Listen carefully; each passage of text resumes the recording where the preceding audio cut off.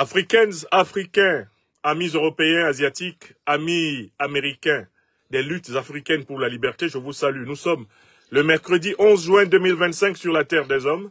Je prends la parole pour affronter une grande question qui se pose et qui s'impose. Je donnerai le contexte de cette question pour que chacun sache d'où elle me vient. La révolution camerounaise en 2025 doit-elle s'inspirer de la révolution sénégalaise, du mouvement PASTEF qui a conduit le président Bassirou Diomaye Diakhar Faye et son premier ministre et acolyte Ousmane Sonko, premier ministre du gouvernement du Sénégal, au pouvoir? Est-ce le chemin que le peuple camerounais et plus amplement les peuples africains peuvent considérer comme étant leur chemin? Voilà la question telle qu'elle est posée et je l'aborde tout de suite de manière méthodique. D'abord, en rappelant les grandes lignes de la révolution sénégalaise de PASTEF et en rappelant les grandes lignes de la situation politique camerounaise. Quand on va regarder en quoi consiste la révolution sénégalaise de PASTEF et qu'on va se remémorer les grandes lignes de la situation politique camerounaise, on sera en capacité de conclure dans un troisième moment pour dire si on aurait raison au Cameroun de s'inspirer de Diomaye et de Sonko pour changer le Cameroun ou si on aurait plutôt tort. Si on aurait tort, de qui doit-on s'inspirer? Voilà le problème tel qu'il va se poser à nous. Et merci de partager cette émission.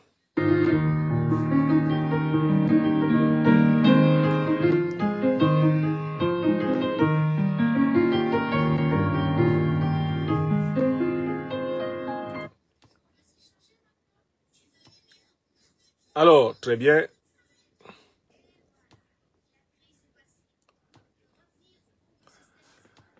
On va commencer par la première question. En quoi consiste la révolution de PASTEF, ce que j'appelle la révolution pastéfienne au Sénégal? En quoi est-ce qu'elle consiste? Ousmane Sonko et Bassirou Diomaye Diakhar Faye, à la tête de leur mouvement PASTEF, ont pris le pouvoir au terme d'une lutte âpre qui a opposé PASTEF, mais plus amplement la majorité du peuple sénégalais, au régime devenu autoritaire et dictatorial de Macky Sall en 2024. Il faut rappeler qu'au Sénégal, de tradition depuis 1960, gouvernent des chefs d'État qui ont été globalement choisis, orientés, encadrés et soutenus par la puissance coloniale française. Que ce soit Léopold Sédar Senghor, le premier président de cette République du Sénégal,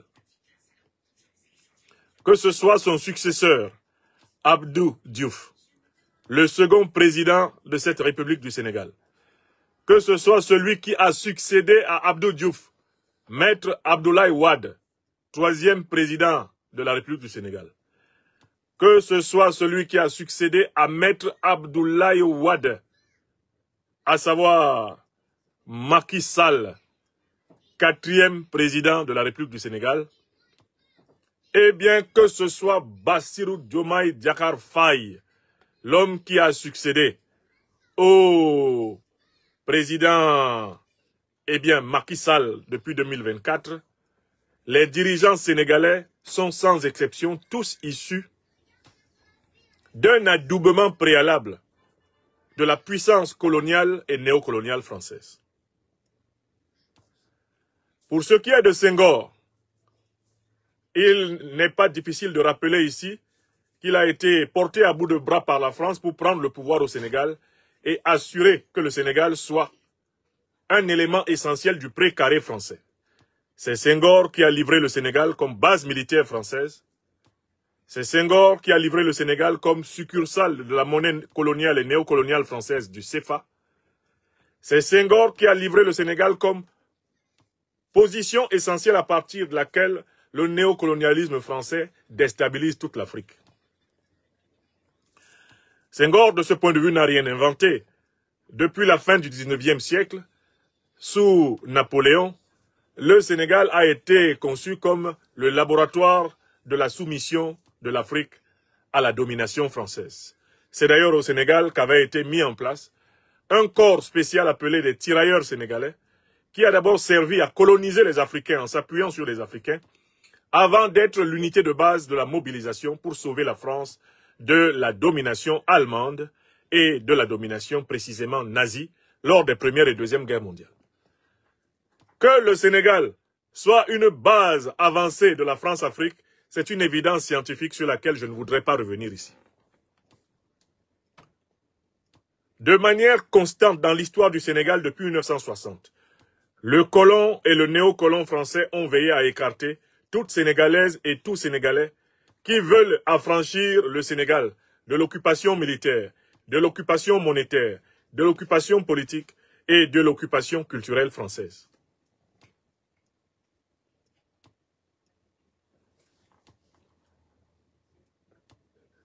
Quand on regarde les conditions dans lesquelles s'est déroulée la révolution de Pastef au Sénégal, on voit Pastef partir d'un discours panafricaniste révolutionnaire radical, un discours anti-France-Afrique, un discours anti-colonialiste.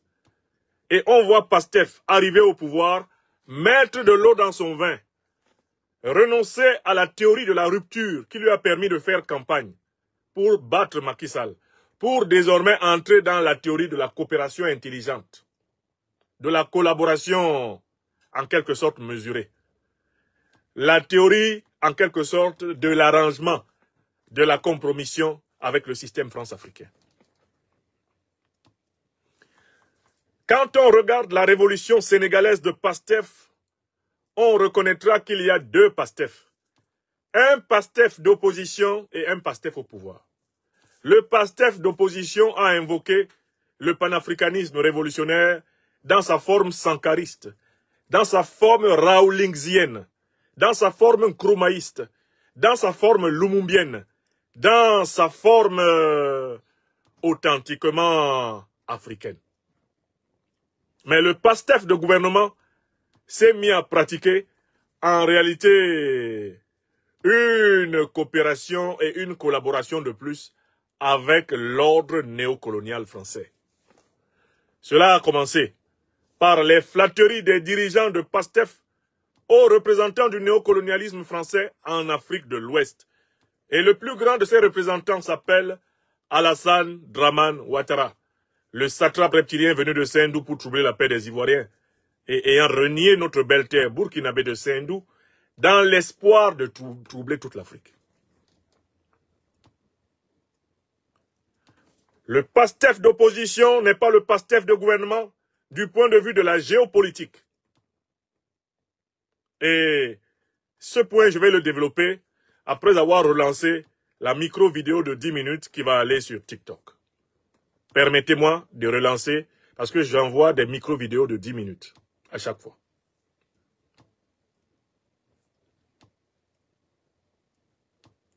Voilà.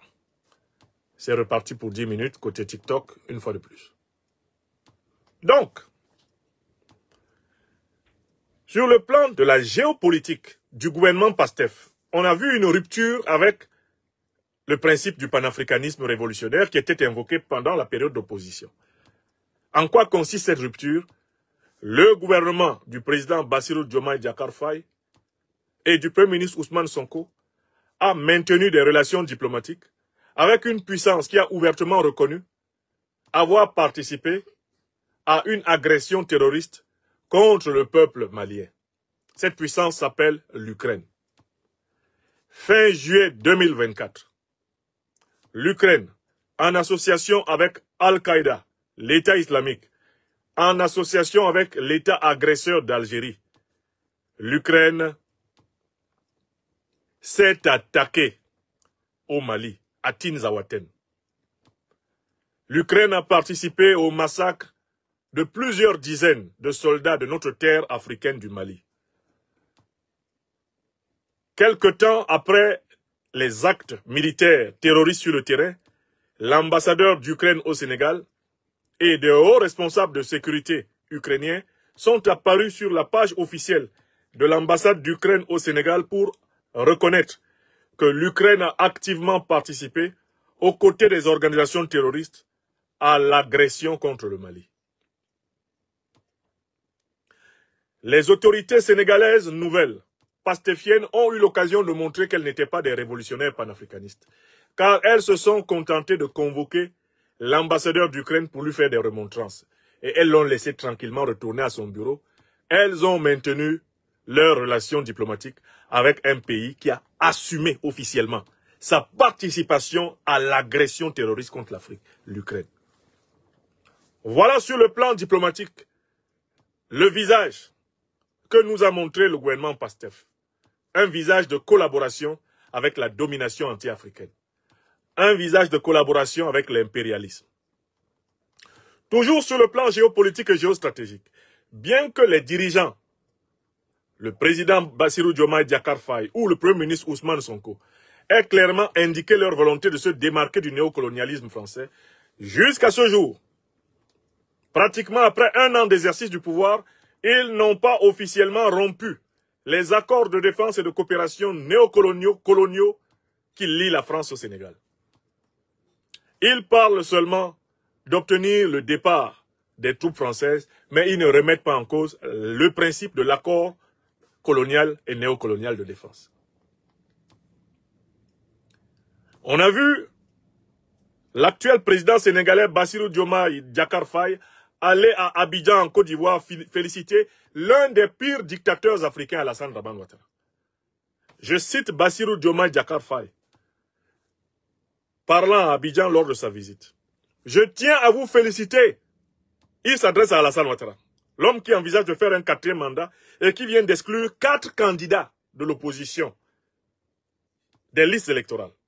Bassirou Diomaye Diakhar Faye s'adresse à cet homme-là et il dit « Je tiens à vous féliciter pour les progrès que vous avez réalisés en matière de démocratie et de stabilité. » Fin de citation. Bassirou Diomaye Diakhar Faye s'est ainsi inscrit en grand défenseur du plus grand ennemi de la démocratie en Côte d'Ivoire, Alassane Dramane Ouattara, et du chef d'État africain le plus détesté de tous les Africains, Alassane Dramane Ouattara, parce que c'est un vassal du néocolonialisme français et de l'impérialisme occidental. Donc, voilà comment s'est présenté à nous le PASTEF en tant que parti de gouvernement. Les panafricanistes révolutionnaires qui ont observé PASTEF quand il était dans l'opposition ne reconnaissent pas PASTEF depuis que PASTEF gouverne. La gouvernance de PASTEF s'inscrit dans le ronronnement classique du néocolonialisme français au Sénégal. Ils ont quitté le discours de la rupture pour entrer dans celui du compromis, voire de la compromission. Ils veillent à entretenir des relations cordiales avec les puissances qui s'affichent comme ennemis de l'Afrique. Et ils essayent de saupoudrer tout ceci par une diplomatie flatteuse. Ils font des tournées de temps en temps à travers toute l'Afrique pour tenter de faire croire aux Africains que vraiment ils sont avec eux. J'ajoute un 3e fait. Le gouvernement PASTEF, à peine arrivé au pouvoir, a demandé l'aide de l'Union européenne pour pouvoir surveiller sa frontière avec le Mali. Le gouvernement de Sonko et de Diomaye a demandé à l'Union européenne de l'aider à surveiller sa frontière avec le Mali. Alors que quand PASTEF était dans l'opposition, Ousmane Sonko avait juré qu'à peine arrivé au pouvoir, il enverrait des troupes sénégalaises combattre les terroristes aux côtés des troupes maliennes. Voici plus d'un an, bientôt un an, que Diomaye et Sonko sont au pouvoir. Ils n'ont pas envoyé un seul soldat sénégalais combattre les terroristes au Mali. Je ne veux pas qu'il soit facile pour certains de venir dire ici que je suis aigri contre le gouvernement sénégalais, je suis jaloux du Sénégal. Je ne suis pas aigri contre le gouvernement sénégalais, je ne suis pas jaloux du Sénégal. Le poste de président la plus au Sénégal ne m'intéresse pas. Premier ministre ne m'intéresse pas. Ministre au Sénégal ne m'intéresse pas. Je n'ai rien demandé. Je dis ce que je vois. On peut donc conclure le tableau de la révolution sénégalaise en revenant quand même sur un élément à ne pas négliger. Mais qu'est-ce qui s'est passé? Qu'est-ce qui a permis à Ousmane Sonko et Bassirou Diomaye Diakhar Faye de prendre le pouvoir? Qu'est-ce qui a permis à PASTEF de prendre le pouvoir? Mais ce qui a permis à PASTEF de prendre le pouvoir, c'est trois facteurs clés. Il ne faut pas les négliger. Le premier facteur, c'est que grâce au discours panafricaniste révolutionnaire, PASTEF, dans l'opposition, a réussi à convaincre l'écrasante majorité de la jeunesse sénégalaise.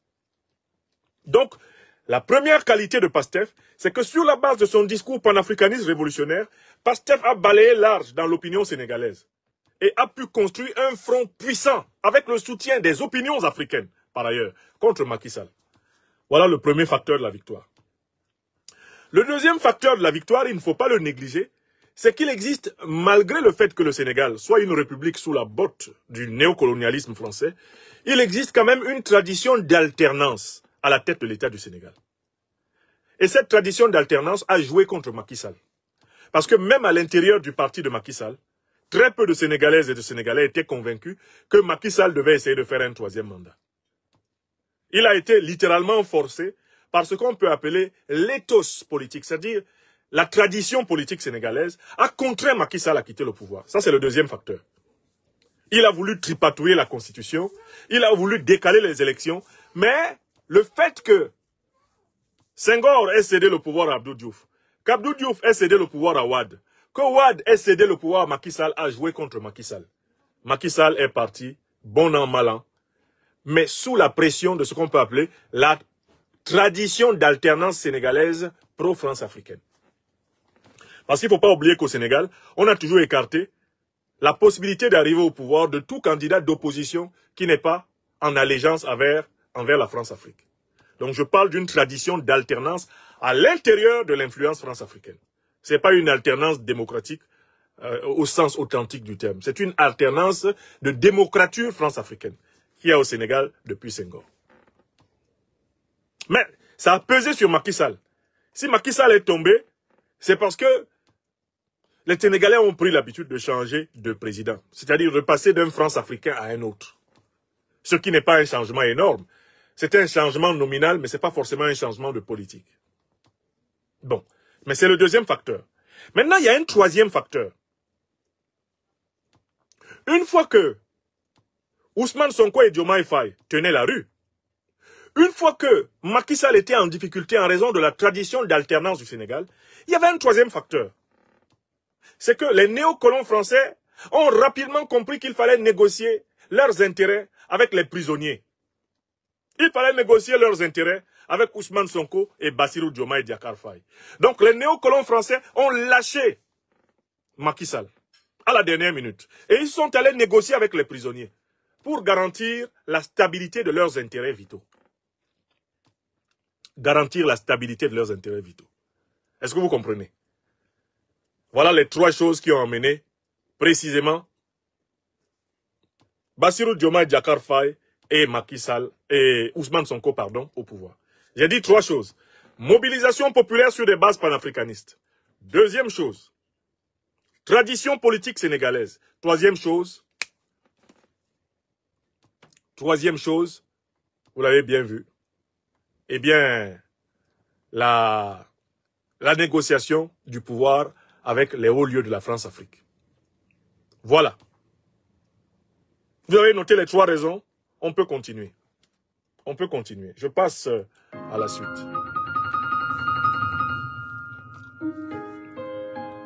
Excusez-moi.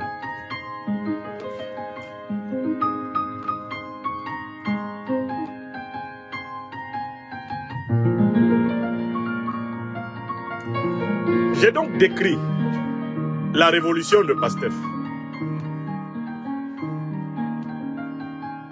Si vous avez compris la révolution de PASTEF au Sénégal, vous avez donc compris que c'est une révolution à l'intérieur, sous l'aile du néocolonialisme français. Ils n'en sont pas sortis.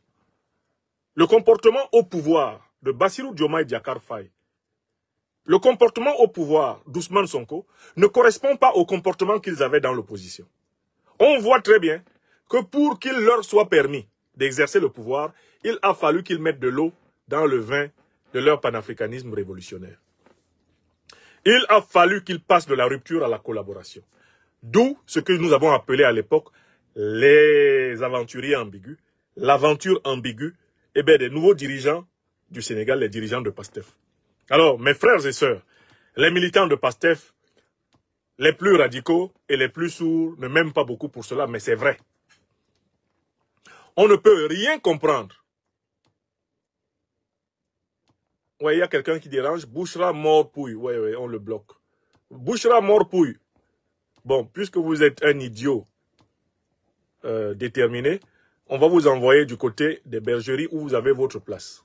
Allez, hop.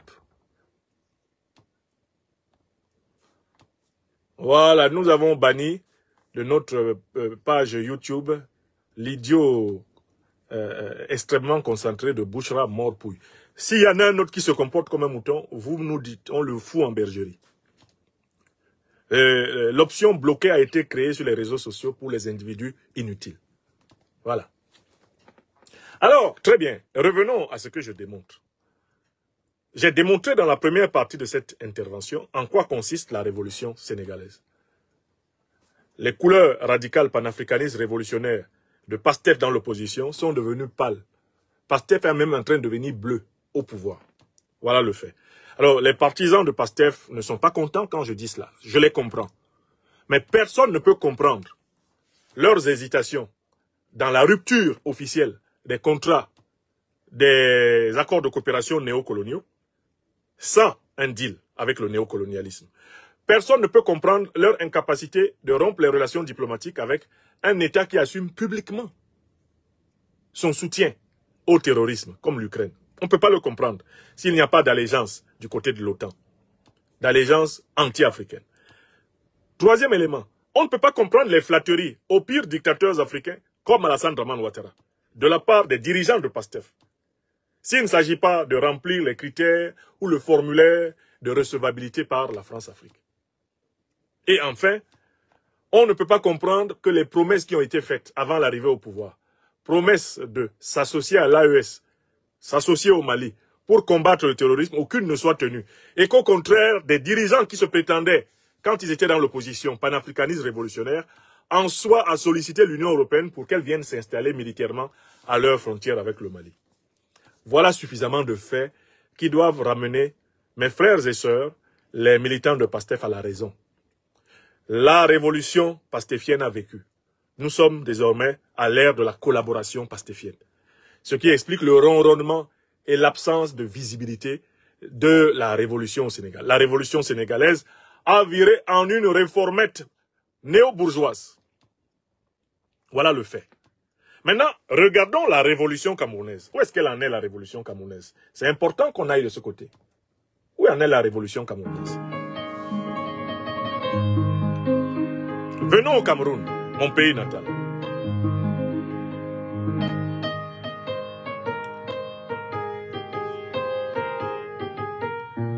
Qui trouble la classe? Ousseynou Mangane? Qu'est-ce qu'il a dit? Attendez que je vois s'il parle mal. Bon, Ousseynou Mangane, de l'avis de beaucoup de gens, vos contributions ici ne sont pas utiles. Donc vous allez au diable Vauvert. Au diable Vauvert, Ousseynou Mangane. Béni soit celui qui a inventé l'option Bloqueto. Bloqueto. Blocador. Blocadamos.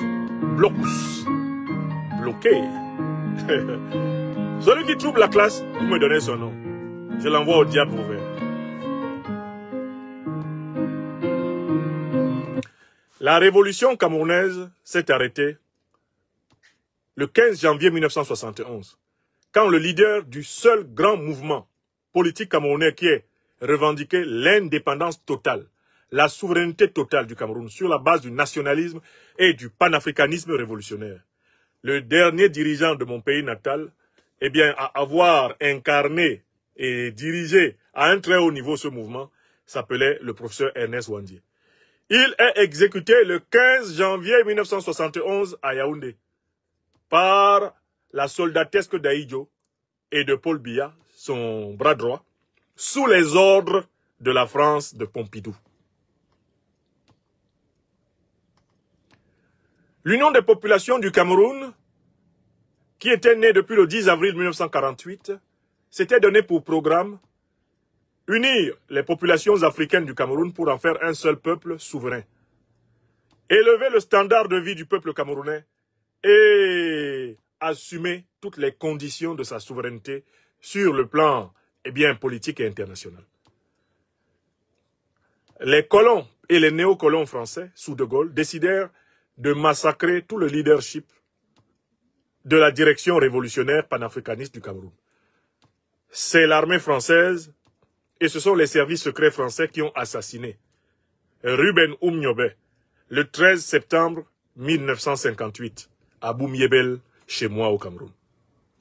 C'est l'armée française qui a assassiné en novembre 1960 par empoisonnement à Genève à travers l'espion William Bechtel qui travaillait pour la SDES, les services de renseignement extérieur français, le successeur de Ruben Oumniobé à la tête de l'UPC, le docteur Félix Roland Moumié. C'est l'armée française, en association avec ses supplétifs africains, qui exécute le résistant, le docteur en sciences économiques, Osende Afana Castor, en 1966, dans la forêt du Sud Cameroun. C'est toujours et exactement la même armée française qui accompagne l'embryon de l'armée camerounaise dans une guerre génocidaire entre 1958 et 1971 qui va coûter plus d'1 million de morts au peuple camerounais. Donc, quand Wandié est exécuté le 15 janvier 1971, la révolution camerounaise, celle qui avait pour but de sortir radicalement le peuple camerounais de l'emprise du colonialisme français, va connaître un coup d'arrêt.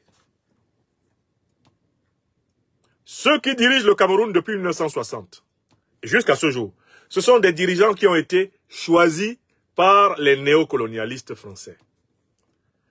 Et je ne sais pas pourquoi, quand j'ai publié hier sur TikTok la déclaration du journaliste historien Manuel Domergue, lequel expliquait comment la libération du peuple camerounais a été contrecarrée dans le sang, dans le mensonge et dans la fraude par la puissance coloniale française et par ses héritiers Amadou Ahidjo et Paul Biya. Quand je diffusais cela, on a fait sauter mon live sur TikTok au motif que je serais en train de promouvoir la haine, alors que j'enseignais l'histoire.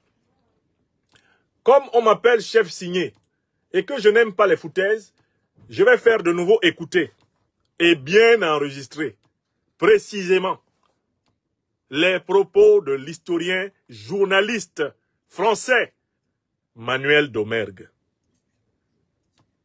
Manuel Domergue a écrit avec 2 autres auteurs, Théophile Tatitsa du Cameroun, Thomas Deltombe de France, un journaliste et historien français.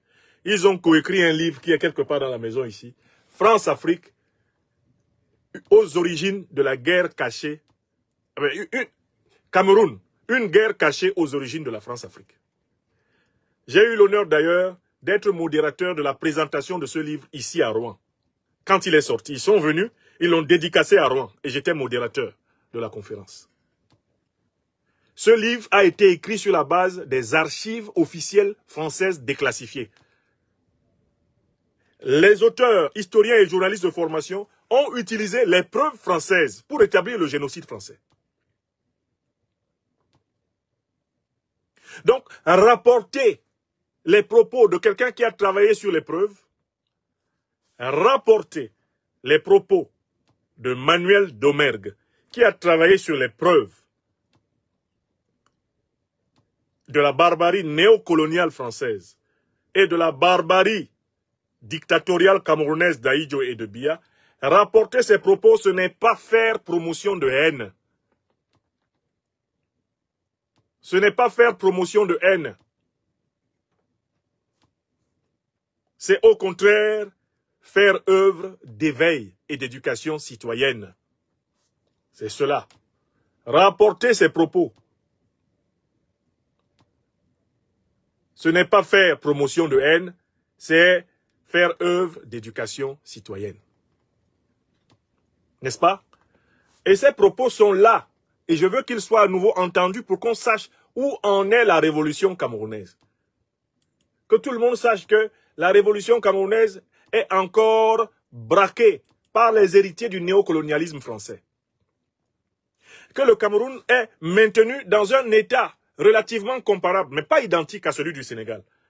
C'est-à-dire que la puissance néocolonialiste française veille à ce qu'à la tête du Cameroun, il n'y ait pas de dirigeant politique qui ne soit pas, de près ou de loin, au service des intérêts impérialistes, néocolonialistes français et occidentaux. C'est la situation du Cameroun.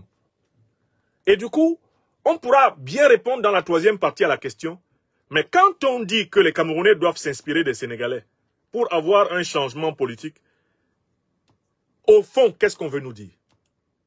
Alors, je vais vous retrouver les propos de Manuel Domergue qui ont fait trembler, eh bien, tout le réseau social international. Manuel Domergue parle sur la base de ses recherches. Il parle sur la base de ses recherches sur le Cameroun. Recherches basées sur la documentation officielle camerounaise.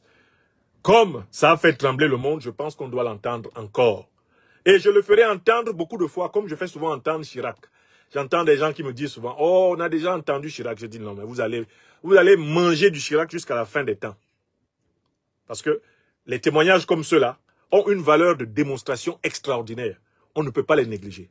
C'est quand la France a donné l'indépendance à des gens qu'elle avait choisis. Et donc, je vais reprendre tout à zéro. On peut dire aujourd'hui que Paul Biya, que les dirigeants camerounais ont été choisis initialement par la France. Et le peuple camerounais n'a pas eu à dire son mot. Et quand il a à dire son mot, quand il va dans la rue, on lui tire dessus. Et en fait, le traumatisme de De Gaulle, et puis de la France en général, c'est d'avoir perdu l'Indochine, puis l'Algérie. Et ils ont absolument fait tout ce qu'ils pouvaient pour éviter ce même scénario en Afrique subsaharienne. Alors ils ont raté en Guinée avec le nom de Sékou Touré. Et au Cameroun, puis ensuite dans tous les autres pays, ils ont réussi par la force. En tout cas, c'est ce qu'on montre dans le cas du Cameroun. Il y a eu une opération politique assez habile de coopter les dirigeants camerounais tels que le premier président camerounais Amadou Ahidjo, qui était un pro-français. Justement, comment ils arrivent en fait à s'approprier des alliances internes, des alliances locales des Camerounais? Comment est-ce qu'ils y parviennent? Comment est-ce que tous ces gouvernements successifs français sont parvenus à avoir des alliances internes? Alors, la première manière, la plus simple, c'est de combattre tout simplement les vrais indépendantistes, les nationalistes, donc l'UPC de Ruben Umniobé. C'est un Français qui parle. Ça veut dire frauder les élections, ça veut dire emprisonner les leaders, leur faire la guerre quand c'est nécessaire, les assassiner, en brousse comme c'est le cas pour Ruben Umniobé en 1958, ou en Suisse, Félix Moumié, le président de l'UPC, qui a été empoisonné par la France, tout simplement. Et l'autre revers, c'est la carotte, après le bâton, la carotte, c'était d'acheter, de coopter des leaders dociles camerounais qui ont été formés en France, qui ont été choisis par les Français et pour lesquels on a truqué les élections. Amadou Ahidjo a été non pas élu par les Camerounais, mais choisi par la France au terme d'élections truquées. Le premier directeur de l'école militaire camerounaise, donc en 1960, la France crée l'armée camerounaise de toutes pièces. Et ce premier directeur était un lieutenant français qui s'appelait Jacques-Louis Lefebvre et qui revenait d'Algérie et qui était un tortionnaire, tout simplement. Il était lieutenant et les officiers camerounais aujourd'hui ont été formés par un tortionnaire. Et on a rencontré les officiers qui ont été formés cette première année 60. On leur a dit, parlez-nous de Jacques Lefebvre. Ils nous disaient, oui, il nous apprenait à torturer. Les gens les officiers faisaient des stages dans des prisons où on leur montrait la gégène. Et c'est la France qui apprenait ça. Paul Biya était le premier ministre d'Amadou Ahidjo. C'est-à-dire qu'il y a une continuité depuis 50 ans. 50 ans, c'est quand la France a donné l'indépendance à des gens qu'elle avait choisis. Vous m'avez dit que le fil conducteur en fait de cette négation de la France concernant ce conflit, c'était le racisme. Qu'est-ce qui vous permet de dire ça? C'est quelque chose déjà qu'on voit dans tous les textes qu'on étudie. C'est ça aussi qui est choquant dans les archives, c'est que on pourrait imaginer une stratégie impériale de la France. C'est pas propre à la France. Mais c'est toujours habillé d'un racisme, un racisme typiquement colonial, où on méprise les gens et on veut faire leur bien à leur place. Et donc pour cela, on les force à travailler, on leur dit comment développer leur pays. Et quand ils sont pas d'accord, au lieu de les consulter, au lieu de faire des élections démocratiques, on leur fait des guerres. Et ça, c'est typiquement raciste. Et aujourd'hui, le fait de penser que les Camerounais ne sont pas prêts pour la démocratie, que après tout, un despote, c'est pas plus mal pour des peuples africains, c'est typiquement raciste. Pourquoi est-ce que la France nie toujours l'existence de cette guerre qui s'est déroulée entre 1948 et 1971? La France continue à nier officiellement. François Fillon est allé à Yaoundé en 2009 et a dit tout ce que vous racontez, ce sont de pures inventions. Pourquoi est-ce qu'ils nient? Parce qu'ils en ont honte, parce que c'est pas très glorieux d'avoir fait une guerre à un parti qui était l'Union des populations du Cameroun, l'UPC, qui réclamait seulement l'indépendance, qui réclamait seulement la démocratie. Et c'est pour empêcher ça que la France a mené une guerre avec ses alliés camerounais de l'époque face à ce parti-là. Et il y a eu des atrocités, il y a eu des bombardements, il y a eu des tortures. On connaît à peu près le bilan de cette guerre? C'est difficile à chiffrer. Les estimations qu'on a tournent autour de 100 000 morts. Mais ce sont des estimations qui viennent souvent de sources françaises, donc peut-être minimisées, et on peut penser qu'il y en a eu plus que ça. C'est assez difficile à dire. Nous, on ne s'est pas vraiment axé sur le bilan chiffré, on essaie de montrer les mécanismes qui ont conduit à cette guerre et qui ont conduit à la confiscation de l'indépendance. Alors justement, indépendance 1960, le Cameroun passe d'un territoire sous tutelle onusienne administré par la France, donc à une indépendance. Quel intérêt Paris avait de conserver la mainmise sur le pays? Alors c'est comme sur tous les pays africains qui étaient colonisés par la France. La France a accepté de partir à une condition, c'était de garder la mainmise dessus. Pourquoi? Pour les ressources naturelles, pour les matières premières.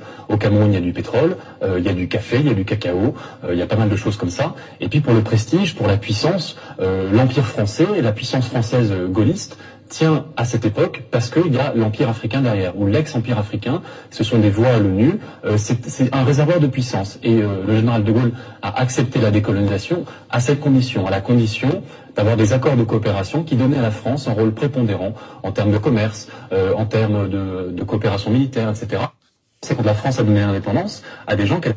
Voilà. Voilà le témoignage du journaliste historien Manuel Domergue, co-auteur du livre Cameroun, une guerre cachée aux origines de la France-Afrique, 1948-1971. C'est ce témoignage que je citais hier sur TikTok, lorsque l'émission sur TikTok le direct a été suspendu. On m'a suspendu 7 jours de ne plus faire de live sur TikTok, au motif que ce serait des discours haineux. Vous voyez, ces sites des réseaux sociaux semblent formatés pour ne pas accepter que la vérité soit dite sur la haute criminalité des puissances occidentales. Là, c'est un historien et journaliste qui parlait, à savoir Manuel Domergue, citoyen français. Il a publié un livre chez La Découverte à Paris. Et ce livre-là a été coécrit avec Thomas Deltombe et Théophile Tatitsa, historien et journaliste, sur la base des archives déclassifiées de la France. Et il témoigne donc du fait qu'au Cameroun, l'indépendance n'existe pas. Elle a été confisquée par la violence, par la fraude électorale, par la corruption, par la ruse. D'abord de la puissance coloniale française et ensuite de ses héritiers africains que sont Amadou Ahidjo et Paul Biya. Mais j'aimerais vous rappeler que lorsqu'Amadou Ahidjo exécute le dernier grand leader de la lutte d'indépendance du Cameroun, Ernest Ouandié, vous savez qui est le premier chef d'État africain à féliciter Ahidjo pour cela? Pour l'exécution de Ouandié et la destruction du mouvement révolutionnaire camerounais. Le premier chef d'État africain à féliciter Ahidjo s'appelle Léopold Sédar Senghor du Sénégal. Senghor était très heureux d'apprendre que les nationalistes panafricanistes révolutionnaires de l'UPC au Cameroun avaient été militairement défaits. Senghor a fêté avec la France la destruction du nationalisme, du panafricanisme révolutionnaire camerounais. Il a fêté avec les néocolons français l'assassinat d'Oumniobé, l'assassinat de Moumié, l'assassinat de Sendé Afana, l'assassinat de Ouandié. Et quand Ahidjo a perdu le pouvoir au Cameroun après une démission qui avait été ordonnée par François Mitterrand, vous savez où Ahidjo est allé finir ses jours? Au Sénégal. Sa tombe est au Sénégal. Le premier dictateur france-africain du Cameroun a sa tombe chez son allié dictateur france-africain du Sénégal, Léopold Sédar Senghor. Donc en fait, entre ces deux pays, il y a comme une alliance entre le Cameroun et le Sénégal, sous l'égide des suppôts de la France-Afrique. D'un côté Senghor, de l'autre côté Ahidjo. D'un côté Abdou Diouf, Abdoulaye Wade, Macky Sall, Diomaye Diakhar Faye, de l'autre côté Paul Biya.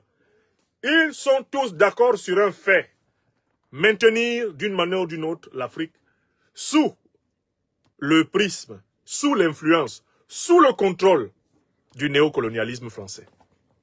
Avec quelques franchises en plus. Est-ce que c'est clair pour tout le monde? Au Cameroun, le peuple a tenté 2 grandes fois d'avoir une alternance. En 1992, en faveur de l'accès au pouvoir de l'anglophone camerounais, ni John Frundi. John Frundi a gagné les élections.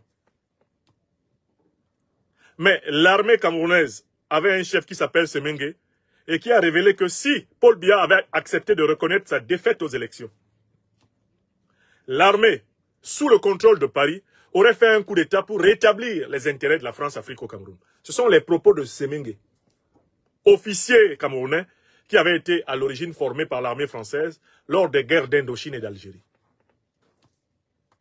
L'interview existe. Il y a eu une deuxième grande tentative en 2018 avec l'actuel président du MRC, Maurice Kamto. On sait ce que ça a donné. Il n'y a jamais eu l'acceptation d'examiner sérieusement le contentieux électoral. Biya n'a même pas battu campagne, mais il prétend avoir gagné une élection en restant assis chez lui. Donc, le Cameroun est un pays qui est bloqué par un système qui a été mis en place par le colon français, lequel a imposé à la tête de mon pays natal ceux des Camerounais qui ne voulaient pas l'indépendance totale du Cameroun. Maintenant, nous sommes mûrs pour répondre à une grande question. La révolution camerounaise, le changement politique au Cameroun, doit-il s'inspirer de la révolution sénégalaise? La révolution camerounaise doit-elle faire un copier-coller de la révolution de Pastef? Bref, est-ce que Pastef a vraiment fait une révolution? C'est la question telle qu'elle se pose maintenant. C'est vraiment la question telle qu'elle se pose maintenant. On va... C'est la 3e et dernière partie de cette émission. Au regard de ce que vous savez sur la soi-disant révolution de Pastef au Sénégal, est-ce que vous pensez sérieusement que les Camerounais aujourd'hui ont intérêt à s'inspirer de Pastef? Est-ce que le bon modèle est là-bas? Répondez déjà vous-même et donnez un argument. Pourquoi la révolution camerounaise, à votre avis, ne devrait-elle pas s'inspirer de la révolution sénégalaise de Pastef? Ou pourquoi elle devrait?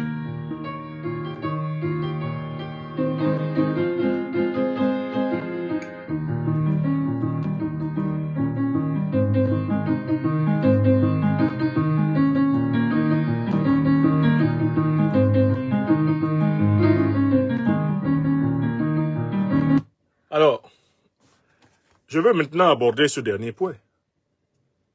Est-ce que la révolution camerounaise, là, qui est en cours, doit s'inspirer de celle du Sénégal? D'ailleurs, pourquoi est-ce que je parle du Sénégal aujourd'hui, en rapport avec le Cameroun? Mais c'est parce que le leader du parti d'opposition camerounaise, le MRC, lors de son meeting à Paris, a invoqué l'exemple sénégalais pour demander au peuple camerounais de s'en inspirer. Il a invoqué l'exemple sénégalais. Il a dit que les Camerounaises, les Camerounais, le peuple camerounais devrait s'inspirer de l'extraordinaire mobilisation du peuple sénégalais pour empêcher le dictateur Macky Sall de confisquer le pouvoir. Du coup, les yeux se tournent, les regards se tournent vers le Sénégal et tout se passe comme si on devrait éventuellement apprendre du Sénégal ce qu'il faut faire au Cameroun. Mais il y a un petit problème. C'est que quand on invoque le Sénégal comme modèle, ça veut dire qu'on veut faire de la duplicité politique le meilleur modèle de changement politique en Afrique. Première objection, la révolution pastéfienne au Sénégal ne peut pas être le modèle de la révolution camerounaise parce que les dirigeants de Pastef ont fait dans le double langage. Leur révolution est contradictoire, elle est contrariée. Pourquoi? Parce que le panafricanisme révolutionnaire que Pastef revendiquait dans l'opposition est aux antipodes de la pratique de collaboration néocoloniale qui est la leur actuellement, qui sont au pouvoir. Voilà la première raison pour laquelle les Camerounais n'ont pas intérêt à s'inspirer de Pastef. Et tout dirigeant camerounais qui trouve que les dirigeants de Pastef sont un modèle, assume par là la duplicité de ces dirigeants-là. Il veut proposer par là aux Camerounais une aventure ambiguë. Nous refusons cela. Nous refusons de voir prendre le pouvoir au Cameroun des gens qui tiennent un langage de rupture radicale quand ils sont dans l'opposition et qui, quand ils arrivent dans le pouvoir, se mettent à coopérer avec les forces néocoloniales. Nous refusons cela. Le modèle de PASTEF, qui est donc un modèle de duplicité, de non-respect de la promesse tenue, de la parole proférée envers un peuple, ce modèle ne doit pas s'étendre. C'est le premier argument. Deuxième argument.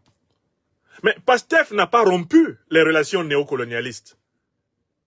Le régime sénégalais, on le voit très bien, a certes pris le pouvoir grâce à la mobilisation puissante de la rue qui a préparé sa victoire électorale, mais ce régime a pris le pouvoir aussi au terme d'une négociation avec la puissance néocolonialiste française. C'est ce qui explique les hésitations de Bassirou Diomaye Faye et d'Ousmane Sonko quand ils se mettent à exercer le pouvoir.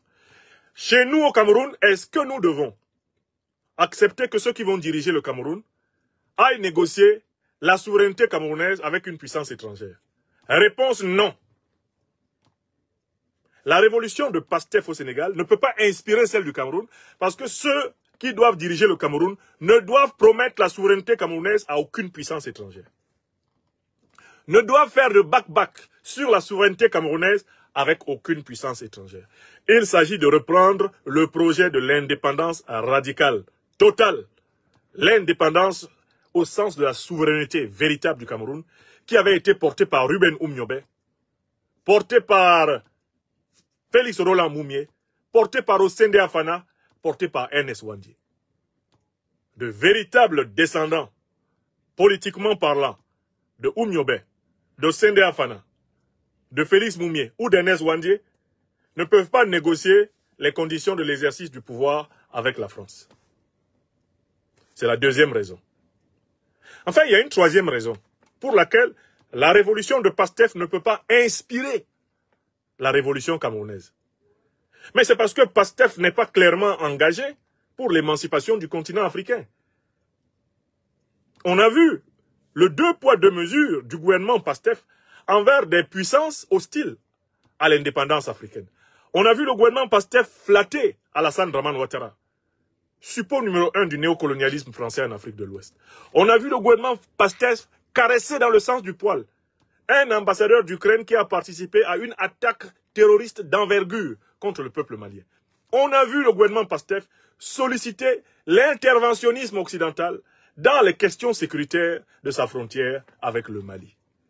Nous avons suffisamment d'éléments tangibles pour considérer que ce gouvernement n'est pas engagé dans l'émancipation du continent, mais que ce gouvernement est dans ce que nous avons appelé une aventure ambiguë. Eh bien, nous ne voulons pas d'aventure ambiguë au Cameroun. Par conséquent, l'invocation de la révolution sénégalaise comme modèle pour le Cameroun est une faute de goût et une erreur grave de jugement. C'est une faute de goût parce que tous les Africains regardent les dirigeants sénégalais et les voient bien dans leur ambiguïté. Et invoquer le Sénégal au regard de tous ces faits contradictoires et flagrants, scandaleux que nous avons soulignés, c'est se moquer de l'intelligence des Camerounais. Alors, quel est le modèle? Mais les Camerounais possèdent le modèle. Le modèle, c'est la lutte révolutionnaire qui a été commencée par Ruben Oumniobé. Avant lui, ils étaient engagés par les Martin Paul Samba, les Dandembita, les Rudolf Douala Mangabel, les Kouvali Kenye. Il y a eu du beau monde avant Ruben Oumniobé. La lutte révolutionnaire pour la souveraineté, la prospérité partagée et la participation du Cameroun à l'émancipation africaine, c'est celle-là, notre modèle. Si on regarde donc aujourd'hui en Afrique, les dirigeants qui sont les plus proches du modèle dont le Cameroun a besoin, ce sont les dirigeants de l'Alliance des États du Sahel. Ce n'est pas parce qu'ils sont des militaires qu'on doit cracher sur l'exemple qu'ils incarnent. Nous avons besoin d'une révolution populaire, une révolution progressiste, une révolution panafricaniste, une révolution ancrée dans la connaissance de l'histoire longue de la tradition politique africaine. C'est de cela que nous avons besoin, non pas d'imiter des pseudo-révolutionnaires frélatés qui sont en réalité les néo-coopérants du néocolonialisme. Nous n'avons pas besoin d'imiter les pseudo-révolutionnaires frélatés qui sont en réalité les néo-coopérants du néocolonialisme français et de l'impérialisme occidental en Afrique. Le Cameroun possède dans sa propre histoire le modèle qui lui a été proposé par les héros fondateurs de l'Union des populations du Cameroun. C'est ce modèle que nous devons parfaire. Le Cameroun possède aujourd'hui en Afrique le modèle de l'Alliance des États du Sahel. Le Mali, le Burkina Faso et le Niger marchent sur la base de la trilogie souveraineté, liberté de choix stratégique, défense des intérêts vitaux. Cette trilogie correspond parfaitement à l'idéologie du nationalisme panafricaniste révolutionnaire camerounais, de l'UPCisme. Les Camerounais n'ont pas besoin d'aller loin pour trouver leur chemin. Ce chemin avait déjà été commencé chez nous au Cameroun. Il est question de le reprendre en s'appuyant sur des alliés qui marchent dans la même logique. Est-ce que vous comprenez? Voilà ce que je tenais à démontrer ici et j'espère avoir clairement répondu à la question suivante. Est-ce que la révolution camerounaise doit s'inspirer de la révolution pastéfienne au Sénégal? Ma réponse est claire, c'est non. D'abord, il n'y a pas de révolution au Sénégal. Il y a une évolution réformiste néocolonialiste au Sénégal. C'est ça la réalité. Il n'y a pas de révolution au Sénégal.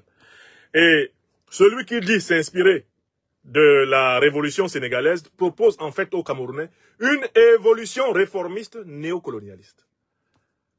Car, en effet, on peut trouver des points de similitude entre l'homme politique camerounais qui a voulu s'inspirer du Sénégal et les dirigeants sénégalais actuels. Ils brillent tous par l'ambiguïté sur les questions essentielles.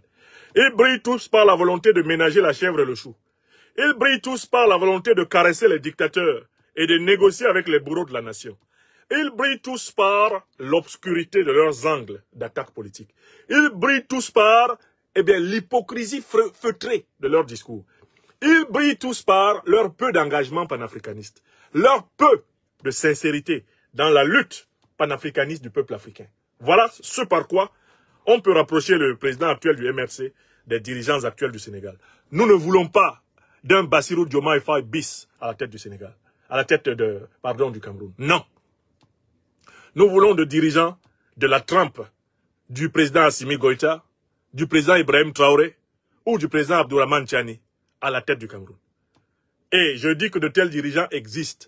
Qu'ils soient militaires ou qu'ils soient civils, il existe des Camerounais qui sont capables de vibrer à ce niveau. L'heure de ces Camerounaises et de ces Camerounais a sonné. Veuillez tout simplement vous abonner et activer la cloche de notification pour ne rien rater. Retrouvez KDV Africa sur YouTube, Facebook, TikTok.